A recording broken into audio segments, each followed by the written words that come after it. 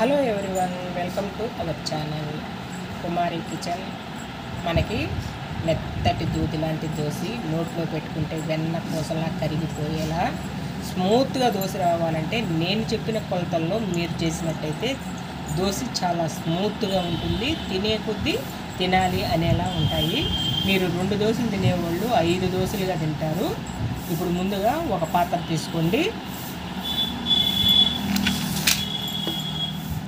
ఇది పావుసేరు గ్లాస్ అండి. ఈ పావుసేరు గ్లాస్తో 4 గ్లాసులు రైస్ తీసుకోండి.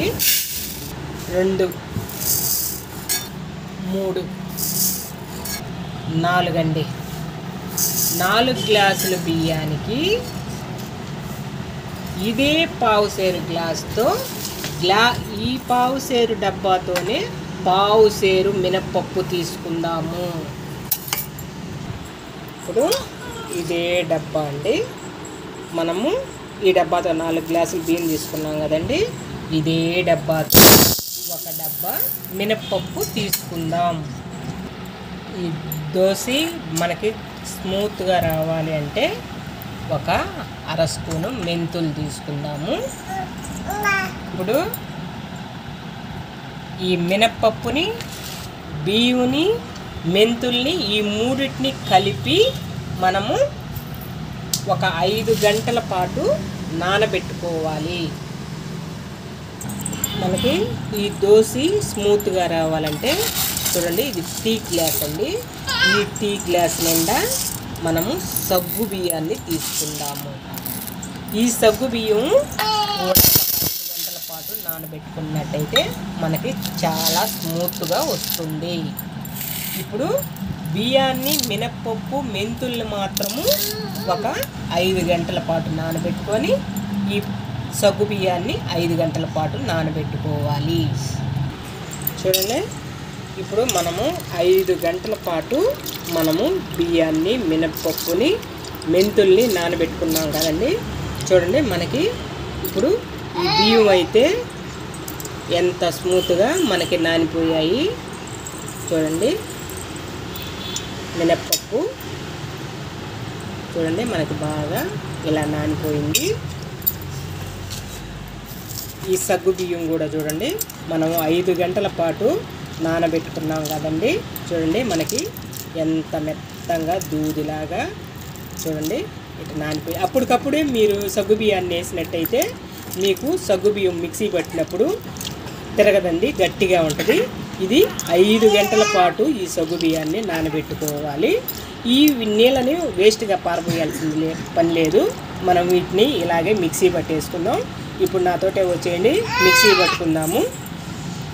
ఇప్పుడు ఒక మిక్సీ తీసుకుందాము. కొద్ది కొద్దిగా బియ్యాన్ని యాడ్ చేసుకుందాం. ఇప్పుడు సగ్గు బియ్యాన్ని ఒక పిడికెడు తీసుకుందాము. కొన్ని వాటర్ పోసుకుందాము.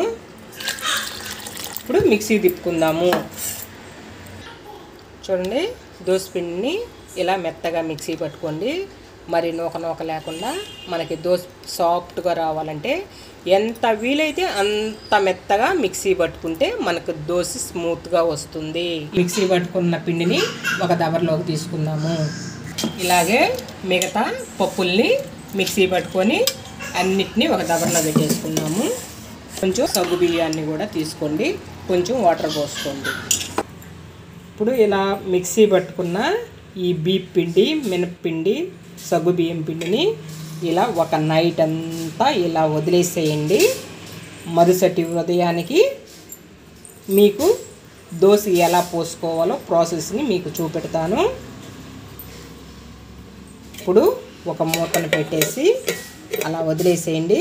ఉదయానికి బాగా పులుస్తుంది. ఇప్పుడు చూడండి, మనకి పిండి అయితే ఎంత బాగా మనకి పులిసిందో. ఇప్పుడు మీకు ఎంత దోశ పిండి అయితే సరిపోతుందో గరిటె తీసుకొని మొత్తం పిండిని ఒకసారి కలిపేసుకోండి. కలుపుకొని ఇప్పుడు మీకు సరిపడినంత పిండిని మీరు తీసుకోండి. చూడండి, మనకి దోశ పిండి అయితే మనకి ఎంత స్మూత్గా చూడండి ఎంత బాగా వచ్చిందో. ఇప్పుడు టేస్ట్కి సాల్ట్ని తీసుకోండి. ఒక 1/2 స్పూన్ తీసుకోండి, సరిపోద్ది. ఒక చిటికెడు సోడా ఉప్పుని తీసుకోండి. దోశ బాగా మనకి ఏ షేప్లో తిప్పితే ఆ షేప్లో దోశ బాగా వస్తుంది. కొంచెం వాటర్ పోసుకొని అలా కలుపుకోండి. గట్టిగా ఉంటే వాటర్ పోసి కలుపుకోండి, లేదు జారుగా ఉంది అనుకుంటే వాటర్ అవసరం లేదు. ఇలా ఈ మోతాదులో కలిపేసుకోండి దోశ పిండిని. ఇప్పుడు గ్యాస్ వెలిగించుకొని ఒక పెనం పెట్టుకోండి. ఇప్పుడు దోశ బాగా రావాలంటే ఒక ఆనియన్ తీసుకొని కొద్దిగా ఆయిల్ తీసుకొని బాగా రుద్దేసుకున్నట్లయితే దోశ మంచి షేప్లో వస్తుంది. చూడండి, దోశ అయితే మంచి షేప్లో వచ్చింది. తుంచితే దూదిలాగా ఉంటుందండి. ఇప్పుడు దానిపైన ఆయిల్ని యాడ్ చేసుకోండి. చూడండి, దోశ స్మూత్గా లేచేస్తుందండి పైకి. నువ్వు ఏ ఆకారంలో తిప్పి వెనక్కి మళ్ళించావో చూడండి, దోశ అయితే ఎంత కలర్ఫుల్గా ఎంత బాగుందో. ఇలా ట్రై చేయండి.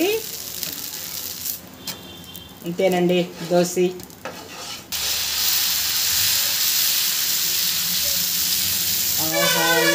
దోశ అన్నట్టు దోశ ఏ షేప్లో రమ్మంటే ఆ షేప్లో వస్తుందండి. మీరు ఈ కొలతలతో దోశని రెడీ చేసుకోండి.